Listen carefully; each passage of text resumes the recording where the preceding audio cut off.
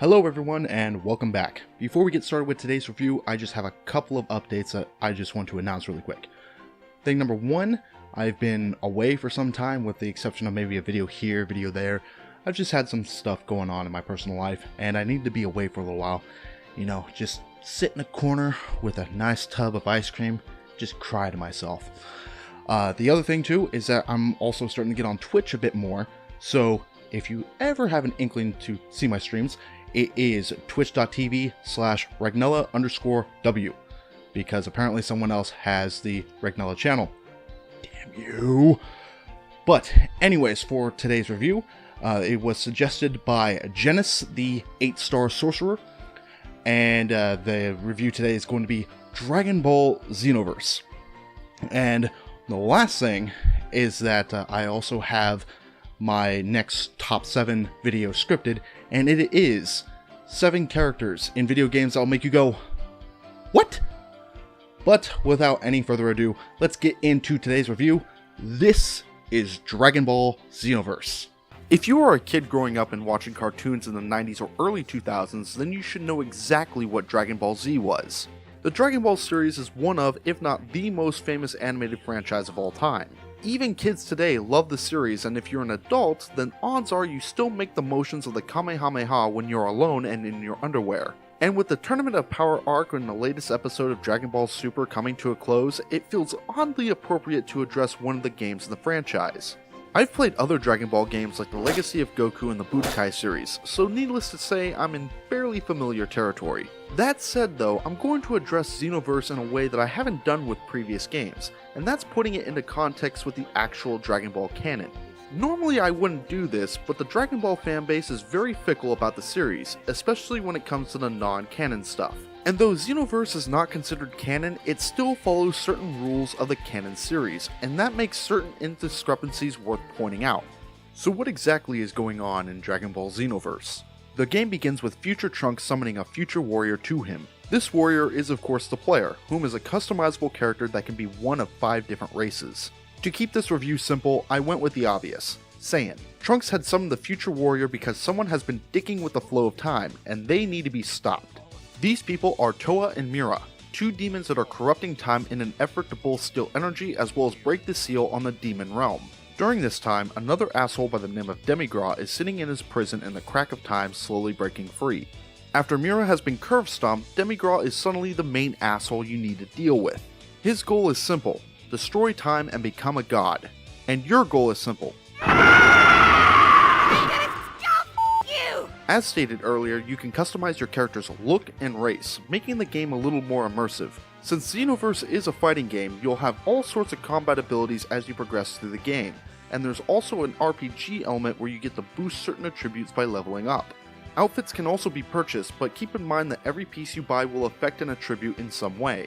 When you're not progressing through the main storyline, you can explore Toki Toki City, see some interesting people, and participate in battles of various types.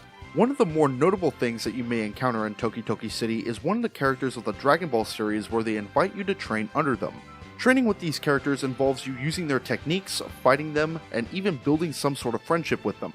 They'll also comment on your performance after a mission, so if you have problems with fighting games, don't expect words of encouragement from Piccolo or Vegeta if you get a low grade. What's the matter? I know you've got more than that! If you complete their training, then you have the privilege of using that character's ultimate attack, which you can abuse maliciously if you have a transformed state.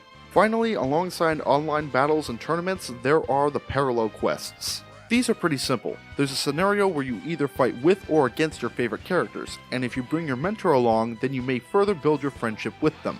It's also a really good way to level up and earn money for skills and abilities that you can buy. The things that Dragon Ball Xenoverse have going for it are a bit obvious, but they are worth talking about.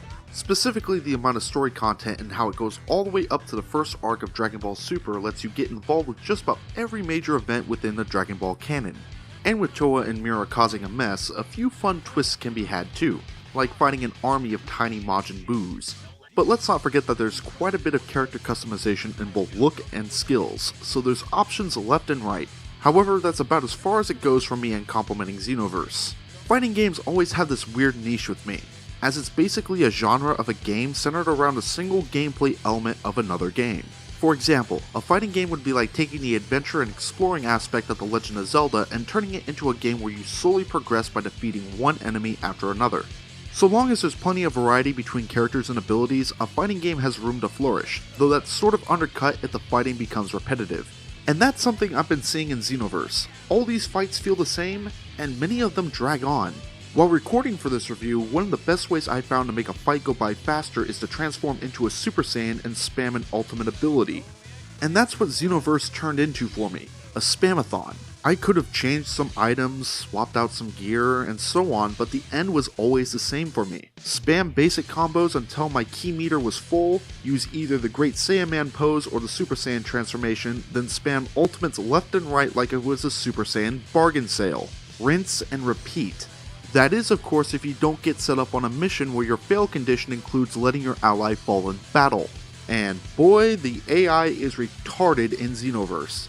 If you wanted to dispute that, then let me point you to the mission where you can't let Trunks die to androids 17 and 18, with Trunks flying up to hug 17 right as he performs a stupidly powerful attack.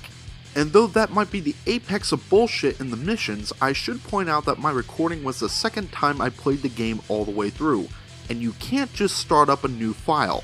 Instead, you make a new character within the realm of your first character, and though you have the option to replay levels, you also have access to all the items and abilities you've unlocked with that first character.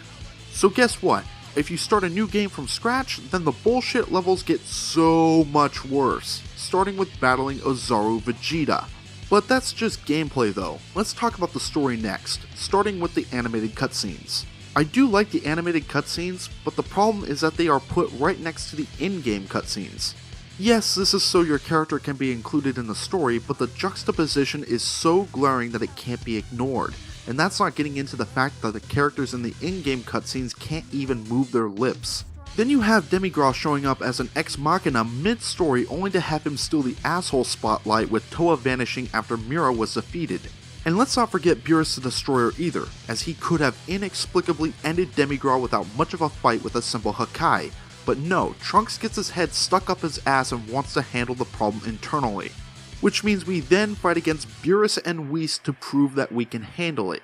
And may I remind you that one does not simply beat a god unless that one was fucking Kratos.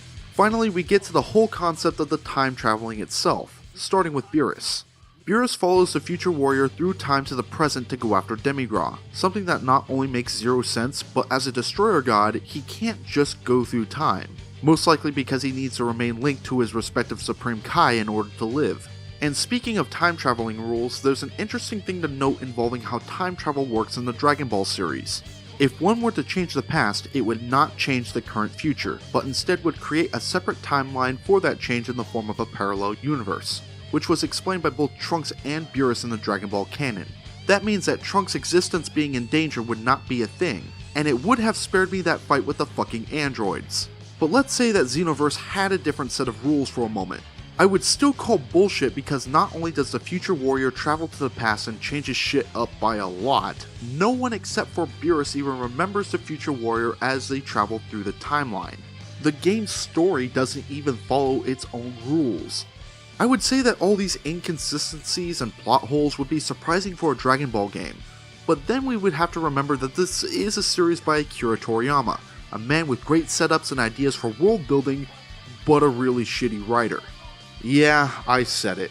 Though Dragon Ball Xenoverse was not directly written by Toriyama, an interview at Jump Festa with Masayuki Hirano reveals that Toriyama supervised some of the elements of Xenoverse's development, and unfortunately one of those elements does not include continuity checking. Even if Toriyama was in charge of continuity checking, he has admitted to being very forgetful, so fans would be screwed either way. All in all, Dragon Ball Xenoverse is a game that I want to like, but the repetitive gameplay and the obnoxious story problems just kills the experience for me. And that ends the Dragon Ball Xenoverse review. I'm probably pissing off a few Xenoverse fans, but I gotta stick to my guns on this one. Do I think it deserved a 90% rating? Absolutely not. But I'm not a connoisseur of fighting games, so there could just be something I'm missing. But until then, if you have a suggestion for a video game for me to review, go ahead and leave a comment down below, and if it's a game I can review, I'll give it a like, and I will work on seeing if I can make a review out of it. But until next time, I will see you again, either in one of my more casual videos, or the next top 7 video, which is going to be, again, 7 characters that will make you go, what? Until next time, take care, people.